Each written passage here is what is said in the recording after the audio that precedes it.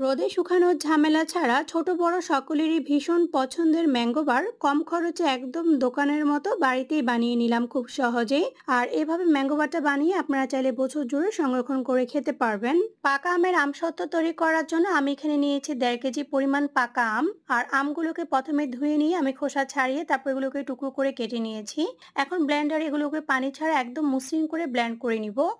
আমগুলোকে একদম মসৃণ করে ব্লেন্ড করে নেওয়ার পর এখন আমি আমগুলোকে ছেঁকে নিব। কারণ অনেক আমের মধ্যে কিন্তু আঁশ থাকে, আর এভাবে ছেঁকে নেওয়ার কারণে কিন্তু আমের মধ্যে যদি কোনো আঁশ থাকে তাহলে কিন্তু সেটা চলে যাবে। আমগুলোকে ছাঁকনি দিয়ে ভালো করে ছেঁকে নেওয়ার পর অবশিষ্ট যে অংশটা রয়েছে এই অংশটাকে কিন্তু আমি ফেলে দিব, কারণ এটার মধ্যে কিন্তু আঁশ রয়েছে। এরপর আমার এখানে আমের পিউরিটা একদম রেডি হয়ে গিয়েছে ম্যাঙ্গো বার তৈরি করার জন্য। এখন আমি এটাকে চুলায় প্যানের মধ্যে দিয়ে দিচ্ছি।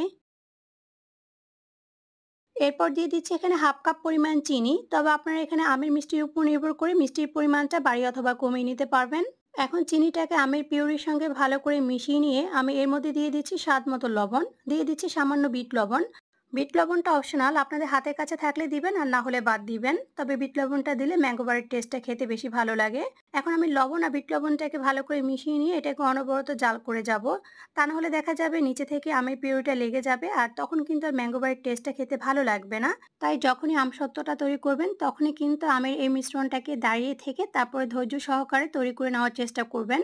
আমসত্ত্ব বা ম্যাঙ্গো বারটা তৈরি করার জন্য কিন্তু আমের এই মিশ্রণটাকে ঘন করে নিতে হবে। এই পর্যায়ে আমি চুলাটাকে বন্ধ করে দিচ্ছি।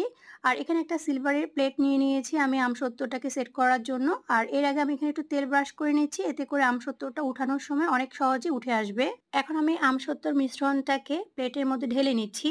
আমসত্ত্বর মিশ্রণটাকে প্লেটে ঢেলে নেওয়ার পর এখন আমি এটাকে শুকিয়ে নিব। আর এর জন্য চুলায় একটা তাওয়া বসিয়ে দিয়েছি, আর তাওয়ার উপরে আমি এখন ম্যাঙ্গো বারের প্লেটটাকে খুব সাবধানে বসিয়ে দিচ্ছি। দিয়ে আমি এখন চুলার আঁচটাকে একদম কমিয়ে এটাকে 30 থেকে 40 মিনিটের মতো এভাবে রেখে দিব চুলার উপরে। আর এখানে কিন্তু একটা জিনিস অবশ্যই খেয়াল রাখতে হবে, চুলার আঁচ কিন্তু কোনোভাবেই বাড়ানো যাবে না, একদম কমিয়ে রাখতে হবে। 30 থেকে 40 মিনিটের মধ্যে আপনারা ম্যাঙ্গো বারটা তৈরি করে নিতে পারবেন খুব সহজেই। এছাড়াও ফ্যানের বাতাসের নিচে দিয়ে, চুলার নিচে দিয়ে, বা আপনারা চাইলে রোদের সুব্যবস্থা থাকলে বারান্দায় দিয়েও কিন্তু ম্যাঙ্গো বারটাকে শুকিয়ে নিতে পারেন। আমার এখানে আমসত্ত্বটা শুকিয়ে নেওয়ার পর এখন আমি এটাকে প্লেট থেকে তুলে নিব। আর এর জন্য এখানে একটা ছুরির সাহায্যে আমি প্রথমে এটাকে একটু আলগা করে নিচ্ছি। এরপর হাত দিয়ে ধরলে খুব সহজেই দেখতে পাচ্ছেন আমসত্ত্বটা কিন্তু প্লেট থেকে উঠে গেছে। আমার কাছে কাঁচা আমের ম্যাঙ্গো বার থেকে পাকা আমের ম্যাঙ্গো বারটা খেতে বেশি ভালো লাগে। আপনাদের কাছে কাঁচা আমের ম্যাঙ্গো বার খেতে বেশি ভালো লাগে নাকি পাকা আমের ম্যাঙ্গো বারটা খেতে বেশি ভালো লাগে, তা কিন্তু অবশ্যই আমাকে কমেন্ট করে জানাবেন। আমি এখানে ম্যাঙ্গো বারগুলোকে একদম দোকানে যেভাবে পিস করে ছোট ছোট প্যাকেট করে বিক্রি করে থাকে ঠিক সেইভাবে কেটে নিয়েছি। দেখতে পাচ্ছেন আমসত্ত্ব বা ম্যাঙ্গো বারটা দেখতে কতটা লোভনীয় লাগছে, আর খেতে কিন্তু ভীষণ টেস্টি হয়েছিল। আর বাড়িতে যদি এভাবে স্বাস্থ্যকর উপায়ে আপনারা আমসত্ত্বটা তৈরি করে নেন তাহলে কিন্তু আর বাচ্চাদেরকে বাহিরের অস্বাস্থ্যকর আমসত্ত্ব কিনে খাওয়াতে হবে না। আশা করছি আজকের এই সহজ আমসত্ত্ব রেসিপিটি আপনাদের কাছে ভালো লাগবে। রেসিপিটি ভালো লেগে থাকলে অবশ্যই আপনাদের ফ্রেন্ডস ও ফ্যামিলির সাথে শেয়ার করবেন।